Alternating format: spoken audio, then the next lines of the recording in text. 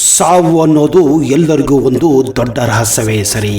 ಆದರೆ ಸತ್ತ ನಂತರ ನಮ್ಮ ಆತ್ಮ ಈ ಭೂಮಿಯ ಮೇಲೆ ಉಳಿಯುತ್ತಾ ಅಥವಾ ನಮ್ಮ ಕಣ್ಣಿಗೆ ಕಾಣಿಸುತ್ತಾ ಅನ್ನೋ ಪ್ರಶ್ನೆ ಎಲ್ಲರಿಗೂ ಕಾಡುವಂತಹ ಒಂದು ದೊಡ್ಡ ಪ್ರಶ್ನೆ ಆಗಿದೆ.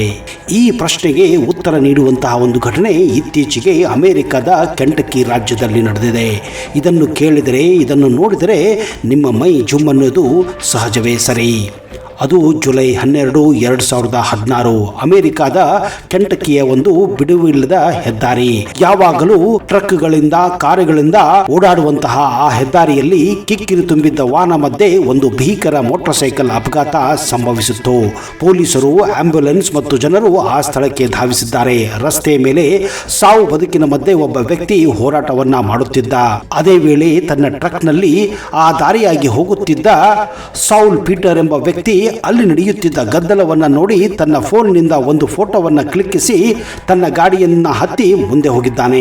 ಆದರೆ ಆತ ಫೋಟೋ ತೆಗೆಯುವಾಗ ಅದರಲ್ಲಿ ಏನಿದೆ ಅಂತ ಅವನಿಗೆ ಗೊತ್ತಿರಲಿಲ್ಲ. ಮನೆಗೆ ಹೋಗಿ ಆ ಫೋಟೋವನ್ನ ತನ್ನ ಸ್ನೇಹಿತರಿಗೆ ಕಳಿಸಬೇಕೆಂದು ಝೂಮ್ ಮಾಡಿ ನೋಡಿದಾಗ ಸೌಲ್ ಪೀಟರ್ ಬೆಚ್ಚಿ ಬಿದ್ದಿದ್ದಾನೆ. ಅಷ್ಟಕ್ಕೂ ಆ ಫೋಟೋದಲ್ಲಿ ಏನಿತ್ತು ಗೊತ್ತಾ? ಹೌದು ಸ್ನೇಹಿತರೆ, ಅಪಘಾತ ನಡೆದು ಪೊಲೀಸರು ನಿಂತಿದ್ದ ಜಾಗದ ಮೇಲ್ಭಾಗದಲ್ಲಿ ಗಾಳಿಯಲ್ಲಿ ತೇಲುತ್ತಿರುವಂತೆ ಕಾಣುವ ಒಂದು ಬಿಳಿ ಬಣ್ಣದ ನಿಗೂಢ ಆಕೃತಿ ಇತ್ತು. ನೋಡುವುದಕ್ಕೆ ಅದು ಮನುಷ್ಯನ ರೂಪದಂತೆ ಇತ್ತು.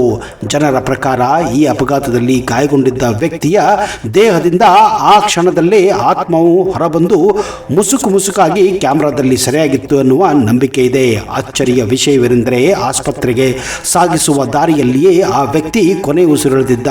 ಆತ ಸತ್ತ ಸರಿಯಾದ ಸಮಯ ಮತ್ತು ಈ ಫೋಟೋ ತೆಗೆದ ಸಮಯ ಒಂದಕ್ಕೊಂದು ತಾಳೆಯಾಗಿತ್ತು, ಅಂದರೆ ಮ್ಯಾಚ್ ಆಗುತ್ತಿತ್ತು. ಫೋಟೋದಲ್ಲಿ ಈ ಆತ್ಮದ ರೂಪ ಕಂಡು ಬಂದ ಸಮಯ ಮತ್ತು ಆ ವ್ಯಕ್ತಿ ನಾಡಿ ಬಿಡಿತ ನಿಂತ ಸಮಯ ಬಹುತೇಕ ಒಂದೇ ಆಗಿತ್ತು ಎಂದು ಹಲವಾರು ಆಸ್ಪತ್ರೆಗಳಲ್ಲಿ, ಹಲವಾರು ಎಕ್ಸ್ಪರ್ಟ್ಗಳಲ್ಲಿ, ತಜ್ಞರಲ್ಲಿ ಚರ್ಚೆ ಮಾಡುವಂತಹ ಪ್ರಸಂಗ ಅಲ್ಲಿ ಮೂಡಿ ಬಂದಿತ್ತು. ಈ ಸಮನ್ವಯತೆ ಈ ಫೋಟೋಗೆ ಜಾಗತಿಕ ಮಟ್ಟದಲ್ಲಿ ಅಷ್ಟೊಂದು ಪ್ರಸಿದ್ಧಿಯನ್ನು ಕೂಡ ತಂದುಕೊಟ್ಟಿತ್ತು. ಯಾಕಂದ್ರೆ ಎಲ್ಲ ಎಕ್ಸ್ಪರ್ಟ್ಗಳು, ತಜ್ಞರು ಇದರ ಮೇಲೆ ನಿರಂತರವಾಗಿ ರಿಸರ್ಚ್ ಅನ್ನ ಕೂಡ ಮಾಡಲು ಮುಂದಾಗಿದ್ದರು. ಕ್ಯಾಮೆರಾದಲ್ಲಿ ಸರಿಯಾದ ಈ ನೆರಳು ಸಂಪೂರ್ಣವಾಗಿ ಕಪ್ಪಾಗಿರಲಿಲ್ಲ ಅಥವಾ ಮನುಷ್ಯನಂತೆ ಘನವಾಗಿ ಕೂಡ ಆಗಿರಲಿಲ್ಲ. ಒಂದು ರೀತಿಯ ಪಾರದರ್ಶಕ ಮತ್ತು ಹೊಗೆಯಾಡುತ್ತುವ ರೂಪದಲ್ಲಿತ್ತು. ನಮ್ಮ ಪುರಾಣಗಳಲ್ಲಿ ಮತ್ತು ಅತೀಂದ್ರಿಯ ಕಥೆಗಳಲ್ಲಿ ಆತ್ಮವು ಹೇಗೆ ವರ್ಣಿಸಲಾಗುತ್ತದೆಯೋ ಆ ಫೋಟೋದಲ್ಲಿನ ಆಕೃತಿ ಅದಕ್ಕೆ ಹತ್ತಿರವಾಗಿದ್ದರಿಂದ ಜನರು ಅದನ್ನ ಆತ್ಮವೆಂದೇ ನಂಬುತ್ತಿದ್ದರು. ಆದರೆ ಕೆಲವು ತಜ್ಞರು, ಕೆಲವು ವಿಜ್ಞಾನಿಗಳು ಇದನ್ನ ಕೇವಲ ಬೆಳಕಿನ ಪ್ರತಿಫಲನದ ಅಥವಾ ಕ್ಯಾಮ್ರಾದ ಇಫೆಕ್ಟ್ ಎಂದು ಅಲ್ಲಗಳೆದಿದ್ದರು. ಆದರೆ ಈ ವಿಚಿತ್ರ ಚಿತ್ರವನ್ನು ನೋಡಿದಾಗ ಲಕ್ಷಾಂತರ ಜನರು ಮಾತ್ರ ಇದನ್ನ ಆತ್ಮವೆಂದೇ ನಂಬಿದ್ದಾರೆ. ಹಾಗಾದ್ರೆ ನಿಮ್ಮ ಪ್ರಕಾರ ಇದು ನಿಜವಾದ ಆತ್ಮವೋ ಅಥವಾ ಕೇವಲ ಕಣ್ಣಿನ ಭ್ರಮೆಯೋ ಅಂತ ನೀವು ಕೂಡ ತರ್ಕ ಮಾಡಬಹುದಾಗಿದೆ.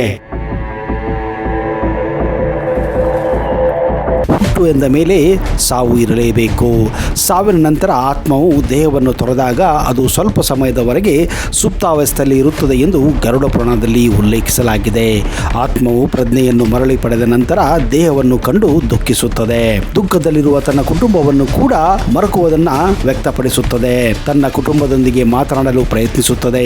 ತನ್ನ ದೇಹವನ್ನು ಮರಳಿ ಸೇರಲು ಇಚ್ಛಿಸುತ್ತದೆ.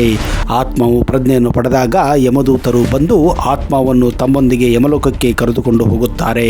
ಯಮಲೋಕದಲ್ಲಿ ಚಿತ್ರಗುಪ್ತರು ಮತ್ತು ಅವರ ಸಹಚರರು ಆತ್ಮವು ದೇಹದಲ್ಲಿದ್ದಾಗ ಮಾಡಿದ ಎಲ್ಲಾ ಕಾರ್ಯಗಳನ್ನ ಲೆಕ್ಕ ಹಾಕುತ್ತಾರೆ. ಯಾರಿಗೂ ಕೂಡ ನಾವು ಸತ್ತ ಮೇಲೆ ನಮ್ಮ ಆತ್ಮ ಏನಾಗುತ್ತದೆ ಅನ್ನುವ ಅರಿವು ಇರುವುದಿಲ್ಲ. ನಮ್ಮೆಲ್ಲರ ಪ್ರಕಾರ ಮರಣದ ನಂತರ ನಾವು ಇನ್ನೊಂದು ಜನ್ಮವನ್ನು ಪಡೆಯುತ್ತೇವೆ ಅನ್ನುವ ಸಂಪೂರ್ಣ ನಂಬಿಕೆ ಇದೆ. ನಿಜವಾಗಿಯೂ ನಾವು ಮರಣದ ನಂತರ ಏನಾಗುತ್ತೇವೆ, ಆತ್ಮಕ್ಕೂ ಯಮಲೋಕಕ್ಕೂ ಏನು ಸಂಬಂಧ ಅನ್ನೋದು ದೊಡ್ಡ ಪ್ರಶ್ನೆಯೇ. ಸತ್ತ ವ್ಯಕ್ತಿಯ ಆತ್ಮವು 12 ಗಂಟೆಯಲ್ಲಿ ಮತ್ತೆ ಮರಳಿ ಮನೆಗೆ ಬರುತ್ತದೆ. ಅದು ತನ್ನ ದೇಹವನ್ನು ಹುಡುಕುತ್ತದೆ. ಆಗ ಅದು ತನ್ನ ದೇಹ ಸಿಗದಿದ್ದಾಗ ಅದೇ ಮನೆಯಲ್ಲಿ 12 ದಿವಸಗಳವರೆಗೆ ತನ್ನ ಕುಟುಂಬದ ಜೊತೆ ಉಳಿಯುತ್ತದೆ ಹಾಗೂ 13ನೇ ದಿನ ಅಲ್ಲಿಂದ ಅದು ಯಮಲೋಕಕ್ಕೆ ಹೋಗುತ್ತದೆ. ನಂತರ ಕುಟುಂಬದವರು ನೀಡಿದ ಪಿಂಡದಾನವನ್ನ, ನೀರನ್ನು ಕುಡಿದು ತನ್ನ ಅಸ್ವಾಭಾವಿಕ ದೇಹವನ್ನು ಬೆರಳಿನ ಆಕಾರದಲ್ಲಿ ಮಾಡುತ್ತದೆ. ಜೀವಂತವಿದ್ದಾಗ ಮಾಡಿದ ಎಲ್ಲ ಕಾರ್ಯವನ್ನು ಪಾವತಿಸಬೇಕಾಗುತ್ತದೆ. ಈ ಅನಾಚಾರದ ದೇಹವನ್ನು ಯಮದೂತರು 12ನೇ ದಿನದಿಂದ ಅದನ್ನು ಕಟ್ಟಿ ಯಮ ಮಾರ್ಗಕ್ಕೆ ತೆಗೆದುಕೊಂಡು ಹೋಗುತ್ತಾರೆ. ಯಮ ಮಾರ್ಗಕ್ಕೆ ಪ್ರಯಾಣವು ಅತ್ಯಂತ ಕಷ್ಟಕರವೆಂದು ಗರುಡ ಪುರಾಣದಲ್ಲಿ ಉಲ್ಲೇಖಿಸಲಾಗಿದೆ. ಯಮ ಮಾರ್ಗಕ್ಕೆ ಹೋಗುವ ದಾರಿಯಲ್ಲಿ ಆತ್ಮವು ದೇಹದಲ್ಲಿದ್ದಾಗ ಮಾಡಿದ ಕರ್ಮಗಳಿಗೆ ಪ್ರತಿಫಲವನ್ನು ಅನುಭವಿಸಬೇಕಾಗುತ್ತದೆ. 12 ತಿಂಗಳಲ್ಲಿ ಆತ್ಮವು 14 ನಗರಗಳನ್ನು ಮತ್ತು ಅನೇಕ ನರಕಗಳನ್ನು ದಾಟಿ ಯಮಲೋಕವನ್ನು ತಲುಪುತ್ತದೆ. ಸಾವಿನ ನಂತರ ಪ್ರತಿಯೊಬ್ಬ ವ್ಯಕ್ತಿಯು 12 ದಿನಗಳ ಕಾಲ ಪ್ರೇತಾತ್ಮವಾಗಿ ಅಲೆದಾಡಬೇಕಾಗುತ್ತದೆ ಎಂದು ಗರುಡ ಪುರಾಣದಲ್ಲಿ ಉಲ್ಲೇಖಿಸಲಾಗಿದೆ. ಮರಣ ಹೊಂದಿದ ನಂತರ ವ್ಯಕ್ತಿಯ ಆತ್ಮಕ್ಕೆ ಭೌತಿಕ ದೇಹವನ್ನು ಪಡೆಯಲು ಸುಮಾರು 12 ದಿವಸಗಳು ಬೇಕಾಗುತ್ತವೆ. ಆ ಭೌತಿಕ ದೇಹವು ಸ್ವರ್ಗದ ಪ್ರಭಾವದಿಂದ ಮತ್ತು ಸದ್ಗುಣದಿಂದಾಗಿ ಪಾಪಕ್ಕೆ ಅನುಗುಣವಾಗಿ ನರಕ ಯಾತನೆಯನ್ನು ಕೂಡ ಅನುಭವಿಸಬೇಕು. ಆತ್ಮವು ಕರ್ಮದ ಫಲವನ್ನು ಅನುಭವಿಸಿದ ನಂತರ ಮತ್ತೆ ಹೊಸ ದೇಹವನ್ನು ಅದು ಸೇರುತ್ತದೆ. ಸ್ವರ್ಗವನ್ನು ಸೇರಿದ ಆತ್ಮವು ಸದ್ಗುಣಶೀಲನಾಗಿ ಶ್ರೀಮಂತ ಮತ್ತು ಸಂತೋಷ ಕುಟುಂಬದಲ್ಲಿ ಜನಿಸುವ ಸಾಧ್ಯತೆ ಜಾಸ್ತಿ ಇರುತ್ತದೆ. ಈ ಭೂಮಿಯ ಮೇಲಿನ ಯಾವುದಾದರೂ ವಿಷಯ ವಸ್ತುಗಳ ಮೇಲೆ ಮೋಹ ಆಸೆ ಬೆಳೆಸಿಕೊಂಡ ಅತೃಪ್ತ ಆತ್ಮಗಳು ಇಲ್ಲಿಂದ ಪ್ರಯಾಣವನ್ನು ಮಾಡುವುದೇ ಇಲ್ಲ. ಅಂತಹ ಆತ್ಮಗಳು ಪ್ರೇತಾತ್ಮಗಳಾಗುತ್ತವೆ. ಅವುಗಳನ್ನು ನಾವು ಹೆಚ್ಚಾಗಿ ಆತ್ಮಹತ್ಯೆ ಮಾಡಿಕೊಂಡ ಆತ್ಮಗಳಲ್ಲಿ ಕಾಣಬಹುದು ಎಂದು ಗರುಡ ಪುರಾಣದಲ್ಲಿ ಉಲ್ಲೇಖಿಸಲಾಗಿದೆ. ಕೆಲವು ಆತ್ಮಗಳು ಭೂಮಿಯ ಮೇಲೆ ಮಾಡಬೇಕಾದ ಕೆಲಸಗಳನ್ನು ಬಾಕಿ ಇರುವುದರಿಂದ ಮತ್ತೆ ಅವು ಪ್ರೇತಾತ್ಮಗಳಾಗಿ ಅಲೆದಾಡಲು ಪ್ರಾರಂಭಿಸುತ್ತವೆ. ಅಂತಹ ಆತ್ಮಗಳಿಗೆ ಮೋಕ್ಷ ಸಿಗುವುದಿಲ್ಲ ಎಂದು ಗರುಡ ಪುರಾಣದಲ್ಲಿ ಉಲ್ಲೇಖಿಸಲಾಗಿದೆ.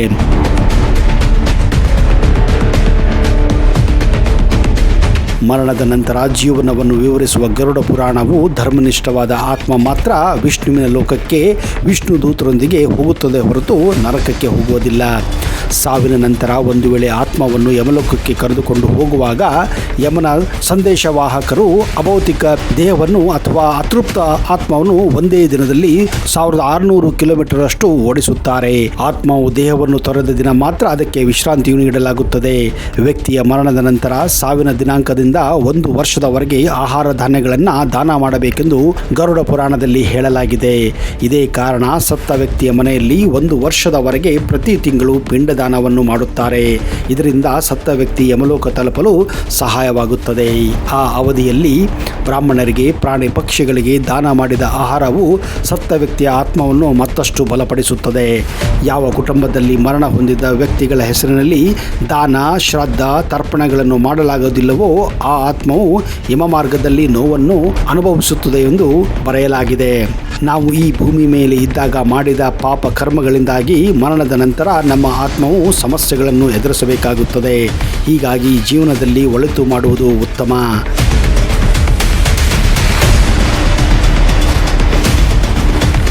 ಅಲ್ಲವೇ ಸ್ನೇಹಿತರೆ? ಅದಕ್ಕೆ ನಮ್ಮ ಸಿ ಅಶ್ವಥ್ ಅವರು ಒಳಿತು ಮಾಡು ಮನಸ, ನೀ ಇರೋದು 3 ದಿವಸ ಎಂದು ಹೇಳಿದ್ದಾರೆ. ನಾವು ಮಾಡಿದ ಪಾಪ ಕರ್ಮಗಳೇ ಕೊನೆಯವರೆಗೂ ನಮ್ಮೊಂದಿಗಿರುತ್ತವೆ. ಜ್ಞಾನಿಗಳು ಮತ್ತು ಆತ್ಮದ ಬಗ್ಗೆ ಜ್ಞಾನ ಹೊಂದಿದವರು ಮೋಕ್ಷದ ಬಗ್ಗೆ ಚಿಂತಿಸುತ್ತಾರೆ. ಮೋಕ್ಷ ಎಂದರೆ ಹುಟ್ಟು ಹಾಗೂ ಸಾವುಗಳಲ್ಲಿದ್ದ ಸ್ಥಿತಿ.